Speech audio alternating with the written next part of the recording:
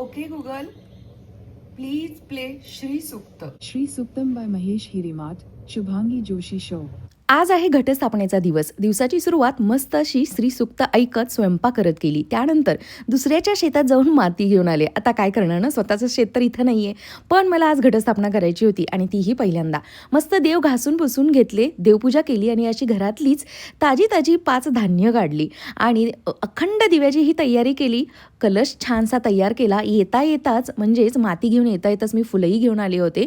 मस्त पूजेची तयारी केली, असं छानसा स्वस्तिक काढलं आणि यावरती आता अखंड दिवा ठेवायचा. मस्त हळदी कुंकू फुलं वाहून मनोभावे पूजा केली. जेव्हा काहीही पूर्वतयारी नसते ना आणि आपण अचानक ठरवतो की आपल्याला हे करायचंय, मग हे असं काहीसं करावं लागतं.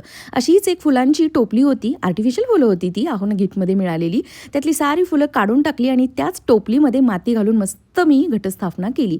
यानंतर रात्री आमच्याच एरियातील तुळजाभवानीचं दर्शन घेतलं. दिवसभर तर प्रसन्न वाटतच होतं, पण जेव्हा या तुळजाभवानीला पाहिलं ना, अजूनच छान वाटलं. चला बाय.